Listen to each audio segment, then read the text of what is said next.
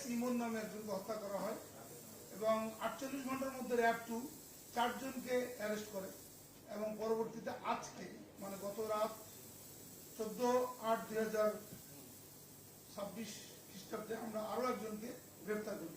আমরা একটু বিস্তারিত আপনাদের সামনে তুলে ধরবো। এখন মোহাম্মদপুরের কিশোর গ্যাং লিডার অ্যালেক্স ইমন হত্যা মামলার অন্যতম আসামি জহুরুল ইসলাম রিপল ওরফে বিপুল সহ 5 জন সন্ত্রাসীকে 2টি বিদেশি পিস্তল, 1টি একনালা বন্দুক, 6 রাউন্ড তাজা গুলি এবং 60টি ধারালো দেশীয় অস্ত্র সহ রাজধানীর মোহাম্মদপুর এবং ঢাকা জেলার কেরানীগঞ্জ মডেল থানা এলাকা হতে গ্রেফতার করেছে র্যাব।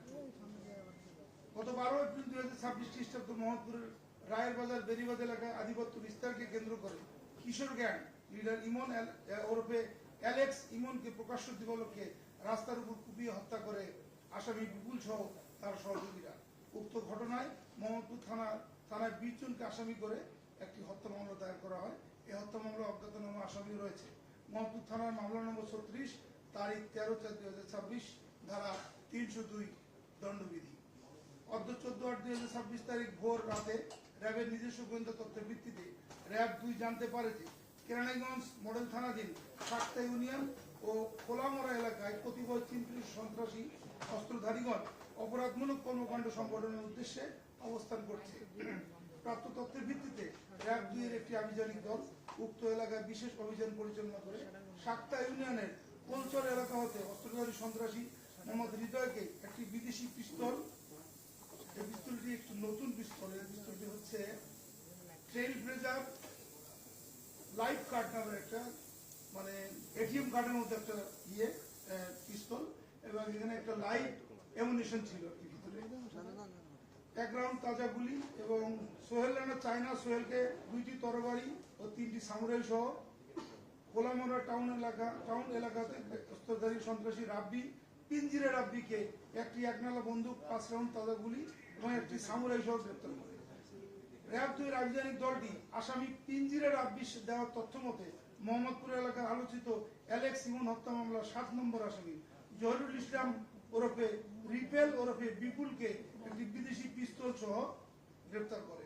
উল্লেখ্য যে উক্ত মামলা রুজু হওয়ার 48 ঘন্টার মধ্যে র্যাব 2 এজাহার নামীয় আসামি 4 জনকে গ্রেপ্তার করে। অদ্যাবধি র্যাব 2 অ্যালেক্স ইমন হত্যা মামলার 5 জন এজাহার নামীয় এবং 5 জন সন্দিগ্ধ আসামিকে গ্রেপ্তার করে। জব্দকৃত আলামত ও গ্রেপ্তারকৃত আসামিদের বিরুদ্ধে পরবর্তী আইনানুগ ব্যবস্থা প্রক্রিয়াধীন রয়েছে। তাদের পিসিপিআর আমরা আমাদের প্রেস রিলিজে রিফ্লেক্ট করব। ধন্যবাদ আপনাদের সবাইকে। ধন্যবাদ, ভালো থাকবেন।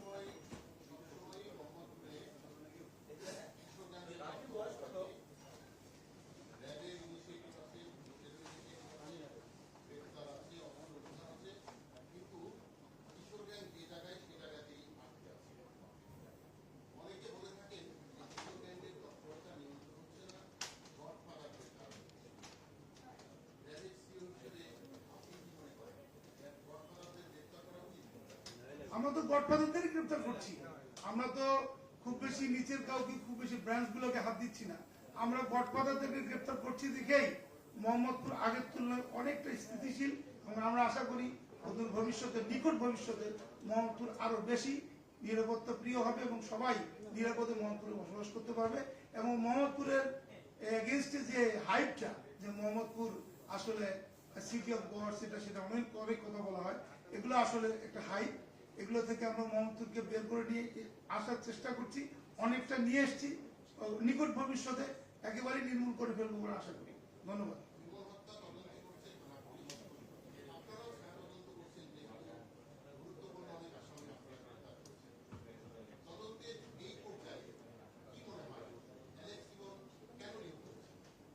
এটা তদন্তকারী কর্মকর্তা বলতে পারবে। আমরা আসলে তদন্তকে সহায়তা করার জন্য অ্যারেস্ট একটা গুরুত্বপূর্ণ ইস্যু এবং অ্যারেস্টের পরে যখন তদন্তকারী কর্মকর্তা তাদেরকে রিমান্ডে কিংবা জিজ্ঞাসাবাদ করে, যখন তারা আদালতে 164 ধারায় জবানবন্দি দেয়, তখন আসলে বোঝা যায় যে এরা কেন হত্যাটা করেছে, এর পিছনে কে আছে।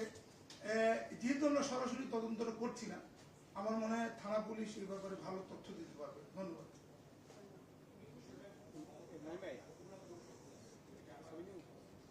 এখন কোনো গ্যাংই সক্রিয় নেই, সবাইকে আমরা সাপ্রেস করে ফেলছি।